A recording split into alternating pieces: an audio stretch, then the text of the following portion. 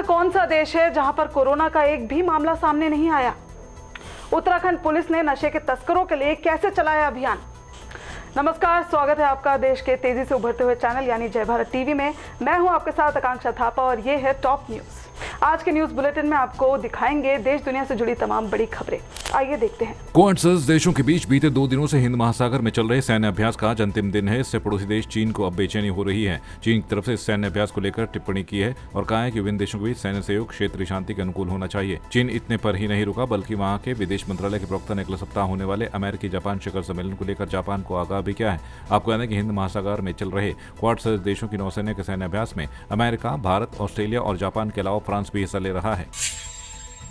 उत्तर Korea ने दावा किया है कि उसकी सीमा में अब तक कोरोना वायरस संक्रमण की घुसपैठ नहीं हुई। विश्व स्वास्थ्य संगठन यानी WHO को पेश की गई अपनी एक रिपोर्ट में एक बार फिर उत्तर कोरिया ने बताया है कि वहां अब तक कोविड-19 का एक भी मामला नहीं आया है और उसका रिकॉर्ड कायम है। आपको बता दें कि कोविड-19 महामारी की शुरुआत को 1 साल से अधिक समय बीत चुका है और अब तक उत्तरी कोरिया ने अपने प्रयासों के बदल घातक वायरस से दूरी बरकरार रखी है।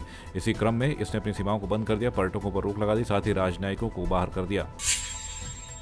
कोरोना वायरस संक्रमण में आई तेजी के मद्देनजर भारत ने वैक्सीनेशन की प्रक्रिया भी तेज कर दी है। सरकारी आंकड़ों के मुताबिक अभी तक 8.70 करोड़ से ज्यादा लोगों को कोविड-19 वैक्सीन की खुराक दी जा चुकी है। इस तरह से वैक्सीनेशन की रफ्तार के मामले में भारत ने अमेरिका को भी पीछे छोड़ दिया है। बीते 24 घंटों के आंकड़ों के मुताबिक वैक्सीनेशन लेने वाले लोगों में से लद्दाख के 33 लाख लोग भी शामिल हैं। बीजापुर मुठभेड़ के बाद अगवा किए गए कोबरा कमांडो का नक्सलियों ने फोटो जारी किया है। शनिवार को घात लगाकर 3 तरफ से किए गए हमले में 22 जवान शहीद हो गए थे, जबकि घायल जवान राकेश्वर सिंह मनहास को नक्सलियों ने अगवा कर लिया था। नक्सलियों का कहना है कि राकेश्वर सिंह पूरी तरह से सुरक्षित हैं और वो उसे रिहा कर देंगे, लेकिन उनकी एक शर्त है, जब तक सरकार की ओर से मध्यस्थता का निर्णय नहीं लिया जाता तब तक वो उनके कब्जे में रहेंगे। पश्चिम बंगाल में चौथे चरण के लिए प्रचार तेज हो गया है। वहीं उत्तर प्रदेश के मुख्यमंत्री योगी आदित्यनाथ ने उत्तर बंगाल में 3 स्थानों पर जनसभा को संबोधित किया। आपको बता दें कि सीएम योगी की जलपाईगुड़ी, दार्जिलिंग और उत्तर दिनाजपुर में रैली थी। वहीं पश्चिम बंगाल के जलपाईगुड़ी में योगी आदित्यनाथ ने कहा कि 2 मई को बंगाल को टीएमसी सरकार से मुक्ति मिलेगी। टीएमसी के गुंडों को कानून के शिकंजे में कसा जाएगा। यह तय है कि अपराधी को कांग्रेस, कम्युनिस्ट, टीएमसी जैसे दल संरक्षण जरूर देंगे, लेकिन कानून के लंबे हाथ इन्हें पाताल से भी निकालकर जेल के अंदर डालने का काम करेंगे। बीजापुर नक्सली हमले में शहीद जवानों को देहरादून कांग्रेस भवन में श्रद्धांजलि देते हुए कांग्रेस भवन देहरादून से घंटाघर तक कैंडल मार्च निकाला गया। कांग्रेस महानगर अध्यक्ष लालचंद शर्मा के नेतृत्व में कांग्रेसी कार्यकर्ताओं ने कांग्रेस भवन में एकत्र होकर शहीद सीआरपीएफ के जवानों को पहले श्रद्धांजलि दी और फिर मौन रूप से घंटाघर तक उनकी याद में कैंडल मार्च निकाला। इस दौरान कांग्रेस महानगर अध्यक्ष लालचंद शर्मा ने कहा कि हमने अपने देश के जवानों को खोया है और ये बहुत ही दुख का विषय है। उत्तराखंड में मौसम ने करवट बदल ली है और उत्तराखंड की ऊंची चोटियां बर्फ की सफेद चादर से ढक गई हैं। मंगलवार देर रात राजधानी देहरादून में आंधी के साथ बारिश हुई।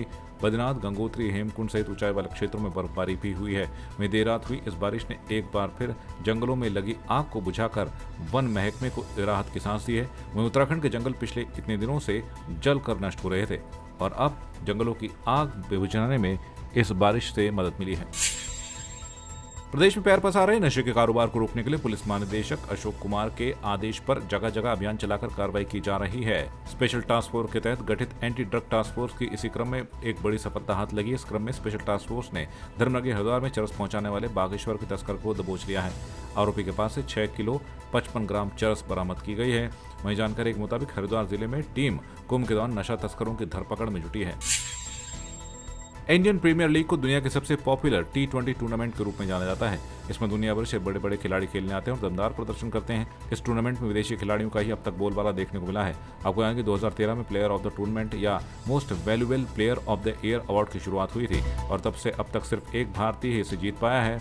जी हाँ, साल 2016 में RCB के कप्तान विराट कोहली ने इसे जीता था। पाकिस्तानी फुटबॉल को फीफा की तरफ से बड़ा झटका लगा है। विश्व फुटबॉल की नियामक संस्था फीफा ने नियमों के उल्लंघन को देखते हुए पाकिस्तान फुटबॉल महासंघ पर तत्काल प्रभाव से प्रतिबंध लगा दिया है। फीफा ने इससे पहले PFF को आंतरिक कलह को खत्म करने और स्थिति को सामान्य करने के निर्देश दिए थे, लेकिन पाकिस्तान फुटबॉल ने इस पर कोई कार्रवाई नहीं की। फीफा द्वारा बैन लगाने के बाद अब पाकिस्तान फुटबॉल को आर्थिक तौर पर भी बड़ा नुकसान होगा। PFF को विश्व संस्था से किसी तरह का अनुदान नहीं मिलेगा। तो ये थी आज की बड़ी खबरें। ऐसी ही ताज़ा खबरें हम आप तक पहुंचाते रहेंगे, लेकिन उसके लिए आपको हमारे चैनल को लाइक, शेयर और सब्सक्राइब करना होगा। फिलहाल के लिए मुझे दीजिए इजाजत। नमस्कार।